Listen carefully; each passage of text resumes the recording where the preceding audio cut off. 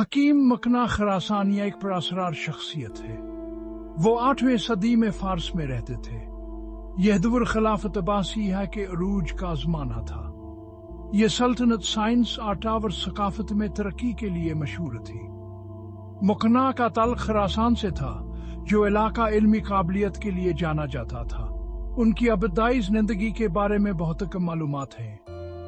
بعض کا خیال ہے کہ وہ ایک ماہر کیمیاءدان تھے، دوسروں کا دعویٰ ہے کہ وہ جادوگر تھے۔ ان کا اصل نام تاریخ کے اوراق میں گم ہو چکا ہے۔ مکنے دراصل ایک لب ہے جس کا مطلب عربی میں نقاب پوش ہے۔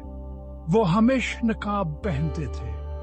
کچھ لوگوں کا کہنا ہے کہ وہ اپنا چہرہ چھپانے کے لیے ایسا کرتے تھے، جس کے بارے میں ان کا دعویٰ تھا وہ ان کے تجربات کی وجہ سے بگڑ گیا تھا۔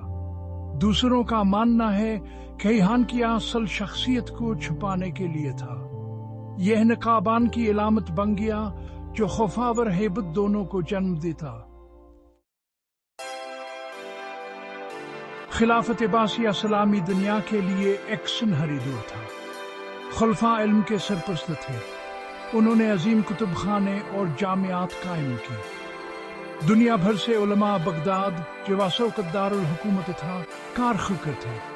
وہاں وہ بیسوم باحثے میں مشغول ہوتے اور اپنی دریافتوں کا اشتراک کرتے تھے۔ یہ علمیت جس کا ماحول تھا، جس نے ریاضی، فلکیات، طب اور فلسفہ میں ترقی کو فروغ دیا۔ اس متحرک علمی ماحول میں کیمیا نے ایک خاص مقام حاصل کیا۔ کیمیا دانوں کا ماننا تھا کہ وہ ہمتر دھاتوں کو سونے میں تبدیل کر سکتے ہیں۔ وہ آب حیات کی تلاش میں بھی تھے، ایک ایسا مشروب جو ہمیشہ کی زندگی عطا کر سکے۔ اگرچہ بہت سے لوگ کیمیا کو جائز سائنس کے طور پر دیکھتے تھے، لیکن دوسروں نے اسے جادو سمجھا جو رازداری اور افواہوں میں گھرا ہوا تھا۔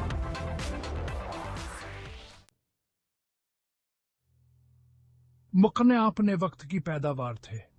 وہ کائنات کے اسرار کی طرف متوجہ ہوئے۔ انہوں نے خود کو کیمیا کی تعلیم میں غرق کر دیا۔ انہوں نے تجربات کرتے ہوئے کئی سال گزارے۔ انہوں نے 30 دواؤں کے آمیزے بنائے۔ انہوں نے قدیم تحریروں کی تلاش کی۔ وہ کائنات کے رازوں کو کھولنے کے لیے بے چین تھے۔ ان کی خواہش کی کوئی حد نہیں تھی۔ وہ صرف علم سے زیادہ چاہتے تھے۔ وہ طاقت کے خواہش مند تھے۔ ان کا ماننا تھا کہ حقیقی طاقت فطرت کے قوانین کو موڑنے میں مضمر ہے۔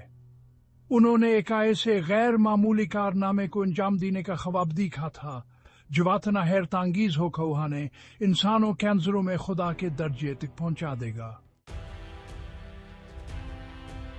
مکنے کی خواہش نے انہیں اپنے سب سے زیادہ حجرت مندانہ تجربے کی طرف لے جایا، ایک مصنوعی چاند کی تخلیق۔ ان کا ماننا تھا کہ آسمانی اجسام کی نقل تیار کر وہ لامحدود طاقت حاصل کر سکتے ہیں۔ انہوں نے اپنے پیروکاروں کو جمع کیا۔ انہوں نے انہیں ایک بلند مینار بنانے کی ہدایت کی۔ یہ مینار آسمان کی طرف آونچا ہوگا۔ اس مینار کے اوپر انہوں نے ایک بہت بڑا آئینہ رکھا۔ رات کے وقت یہ آئینہ سورج کی روشنی کو منعکس کرتا تھا۔ اس سے آسمان پر دوسرے چاند کا وہم پیدا ہوا۔ لوگ حیران رہ گئے۔ انہوں نے ایسا عجوبہ کبھی نہیں دیکھا تھا۔ مصنوعی چاند کی خبر خلیفہ المہدید کو پہنچی۔ وہاں ایک متقی انسان تھے۔ وہاں ایک ہوشیار حکمران بھی تھے۔ انہوں نے اس خطرے کو بھانپ لیا جو مکنے نے ان کے اختیار کے لیے پیدا کیا تھا۔ وہ جانتے تھے کہ انہیں حرکت میں آنا ہوگا۔ انہوں نے مکنے کو بغداد طلب کیا۔ انہوں نے وضاحت طلب کی۔ مکنے نے اپنے رازوں کو ظاہر کرنے سے انکار کر دیا۔ ان کا دعویٰ تھا کہ ان کی طاقت خدا کی طرف سے ایک تحفہ ہے۔ انہوں نے لوگوں کو متاثر کرنے کے لیے اپنے کیرزما اور اپنے علم کو استعمال کیا۔ انہوں نے خلافت کے خلاف بغاوت شروع کر دی۔ خلیفہ کے افواج نے مکنے کے قلعے کا محاصرہ کر لیا۔ یہ محاصرہ کئی ماہ جاری رہا۔ اپنی شکست کو ناگزیر جانتے ہوئے مکنے نے ایک ڈرامائی انجام کا انتخاب کیا۔ انہوں نے اپنے وفادار پیروکاروں کو جمع کیا۔